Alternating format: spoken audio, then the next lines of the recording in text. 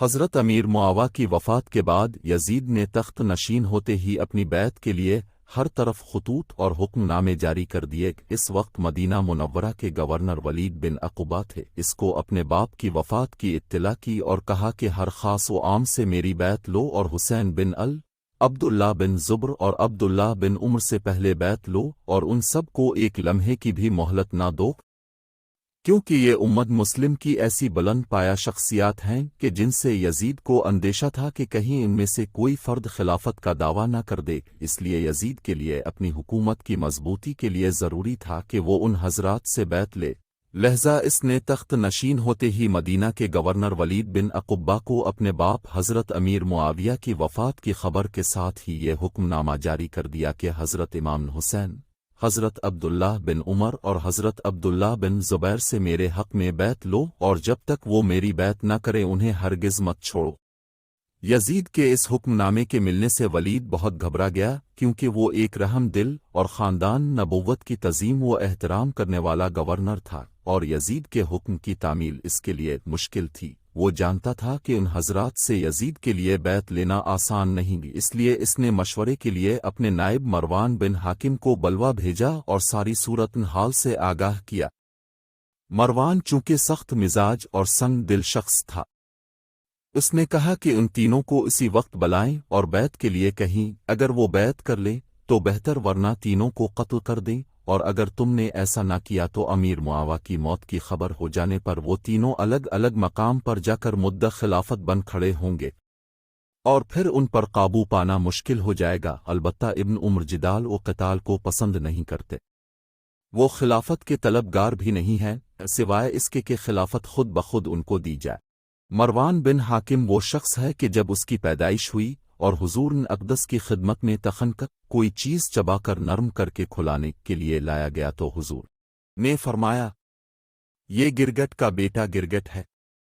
और बुखारी, निसाई, इब्न इब्बी हातिम अपनी तफसीर में रवायत करते हैं कि हज़रत आयशा सिद्दीक़ा ने फरमाया, हुजूर नबी करीम ने मरवान के बाप हाकिम पर लानत फरमाई, जबकि मरवान सुलम पिदर बाप को कहते हैं, यानी कि बाप में अभी आने वाले बच्चे का नुत्फ़ा मौजूद था और वो माँ के पेट में बच्चे के वजूद में आकर परवरिश पाने के मराहिल में भी नहीं आया था, में था तो वो भी अल्लाह की लानत से हिस्सा पाने वालों में से हुआ।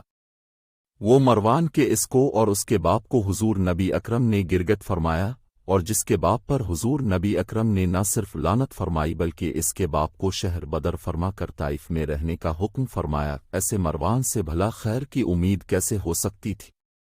वलीद ने हज़रत इमाम हुसैन और हज़रत अब्दुल्लाह बिन ज़ुबैर को बुलाने के लिए कासिद भेजा।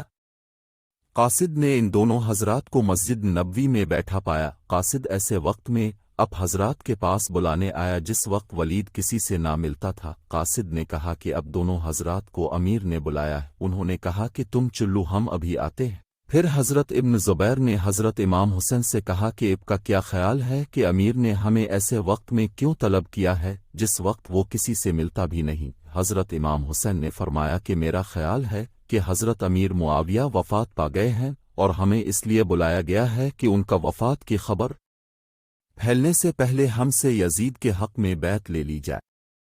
इस पर हज़रत इब्न ज़ुबैर ने कहा कि मेरा भी यही गुमान है। फिर उन्होंने हज़रत इमाम हुसैन से पूछा कि अब का क्या इरादा है।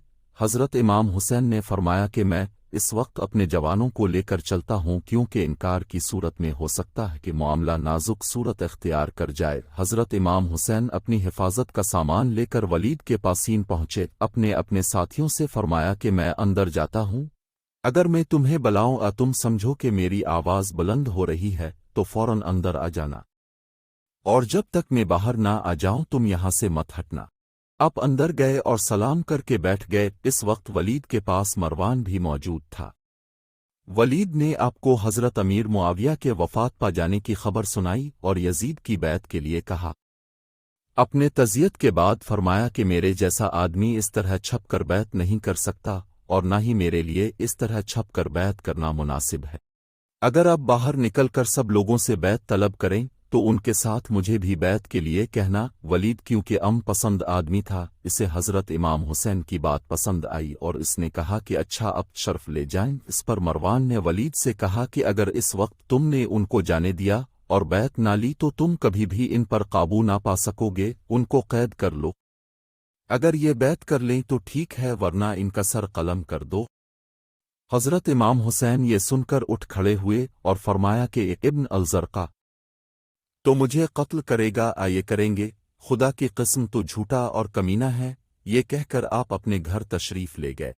आपके तशरीफ ले जाने के बाद मरवान ने वलीद से कहा, तुमने मेरा कत्ल का मशवरा ना माना, अब तुम कभी दोबारा इन पर काबू ना पा सकोगे।